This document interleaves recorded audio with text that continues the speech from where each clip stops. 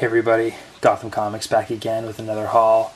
It's been a while since I've done anything. I've actually kind of tried to take my foot off the gas in regards to collecting. I shelled out a lot of money at the beginning of the year on books, and now I'm kind of taking it a lot easier, realizing that it's a marathon and not a sprint, and being much kinder to my wallet. So I'm going to get right into this one. I have a fair amount of books to show you that I think I all got fantastic deals on. These are going to be really good books, guys. And we're going to get it started with a bang right here with Detective Comics number 373. First Silver Age appearance of Mr. Freeze, and I believe also the first time he takes the name Mr. Freeze. When he's introduced in the comics, he's Mr. Zero. And this is pretty cool, obviously, with Gotham bringing on Mr. Freeze as a character. It's pretty cool. I picked this up for $10. Decent condition, probably mid-grade. There's just a tiny rip here on the side, but I can live with it. So yeah, picked this one up at a show, House of Mystery 143. We all know what this is. Love the cover, love the Martian Manhunter on here. I bought this a few months ago on eBay, but the seller never sent it, so I asked for a refund, got it. I picked this up at a show for $15, which is significantly less than what I had purchased this item for originally on eBay. Now I'm just going to fly through a bunch of these because this, believe it or not, is my third time trying to make this video.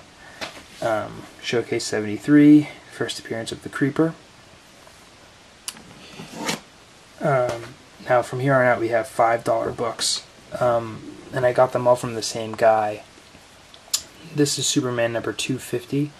It's a really classic Neal Adams cover, and what I really noticed recently about Neal Adams is that with his Batman stuff, like most of it's, I would say, safely over $75. I would say $75 to $250, but you take his name and you put it on Superman, and it's the same quality work, but the price goes down. So I've taken advantage of that.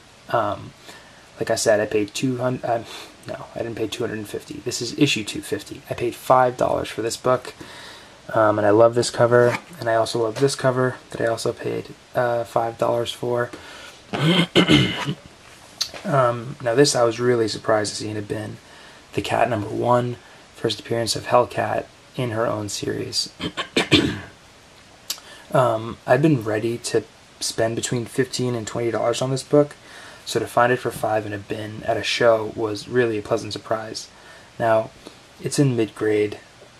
Nothing really to brag about, but still, this is, potentially a key issue waiting to happen, since Hellcat is basically in the Jessica Jones Netflix series. So,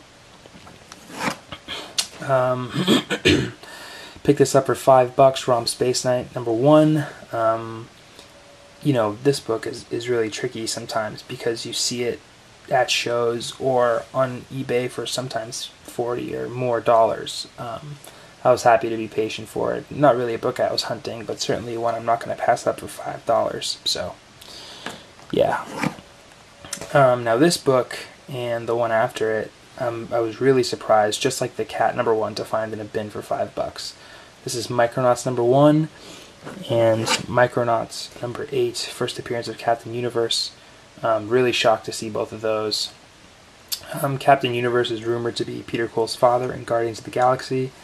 I don't think those rumors are true, but, still, it's caused the book to heat up. And at my local comic book store, I think they want $15 for it, so to get it for $5, I'm pretty happy.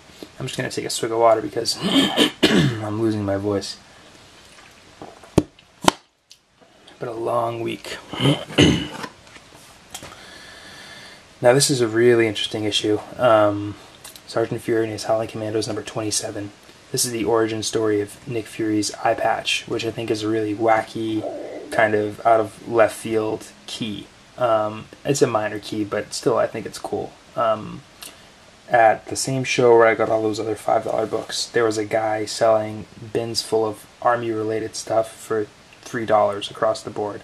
And obviously there's a rip there on the side of the book on the right side, and it's probably worth $3 anyway, but I snatched this up right away because I was so excited when I saw it. I've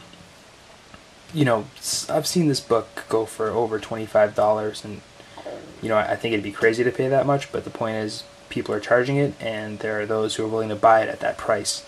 So, you know, not that I'd ever get sucked into buying it at that price, but, you know, it's nice to find this for $3.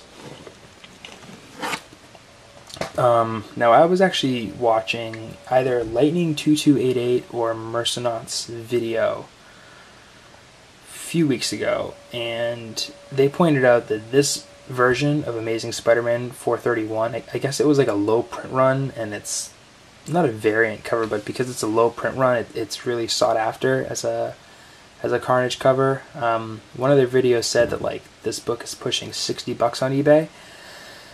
And so, you know, when I first started collecting comic books, which was about 3.5 years ago, I was focused exclusively on Amazing Spider-Man. I was collecting issues 1 through 700, and I was just, you know, pulling them out of like $2 bins, 50-cent bins, $1 bins, just like trying to fill the gaps as best I could.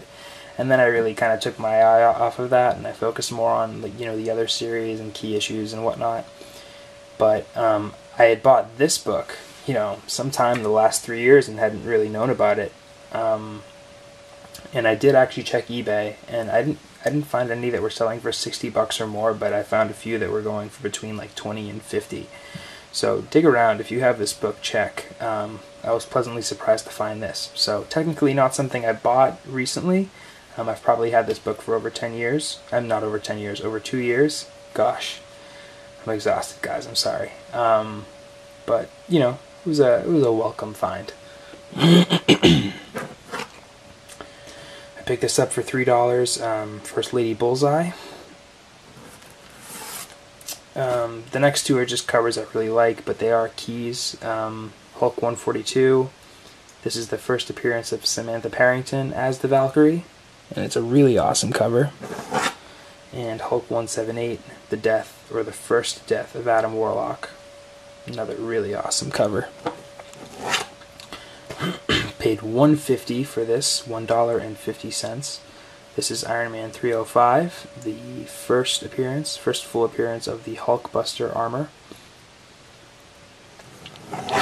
I'm not going to spend too much time on this because I'm running out of time on my battery, but this is one of my favorite Silver Age covers of all time. Really sharp, really minty, just a tiny crease over here, which you can't even see. But this is FF55, really classic Jack Kirby cover. Got a phenomenal deal on it, so I'm pretty happy. This is my third copy of this. This is pretty minty. I picked it up for $13. So, pretty happy. This is obviously Captain Marvel 18 when Carol Danvers gets her powers. And now, the very last book, one I am incredibly fond of and have been hunting forever, Tales to Astonish 35. You know, I've been hunting this book down for a really long time. You know, and you just see it on eBay for like 300, 400, 500, you know, or more. And it's just, it should be achievable, but like, it's one of those books that you only find a good deal on it like every so often. And earlier this week, guys, I got a phenomenal deal.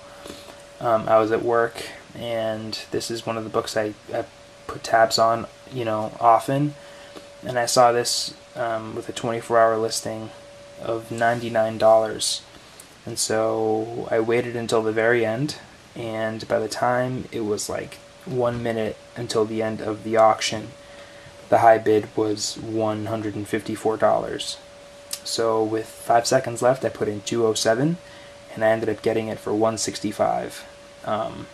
So I'm really stoked. And you know, it's not without its flaws. It's got some dirt here on the upper left side, and it's got some rusted staples and some creases, but in general it presents really well. It's got sharp colors on the cover. Pages are tan, but I can live with that. And I'm just curious, please let me know in the comments section, do you consider this book to be the first appearance of Ant-Man? I personally do. I recognize that I'm biased, but I personally do. This is basically the origin story of him as a superhero, and I associate Ant-Man with the superhero. To me, Hank Pym is Tales to Astonish 27, no doubt about it. This is the second Hank Pym, but to me, in Tales to Astonish 27, there's nothing Ant-Man about it. It's 100% Hank Pym. So, I'm just curious, to hear what you all say. Anyway, obviously, like I said before, I'm taking my foot off the gas a little bit, but, I'm still collecting and still have an eye for the stuff, and I've really enjoyed watching all your videos. And oh, by the way, follow me on Instagram if you don't, and if you have an Instagram. My Instagram is jaycard92, JAYCARD92. Check out my books. I've been trying to put more traffic there because it's been really cool to get more followers and more subscribers on YouTube. So thanks for everything. Remember Gotham Comics with an X, and looking forward to what you guys have next. I'll talk to you guys later.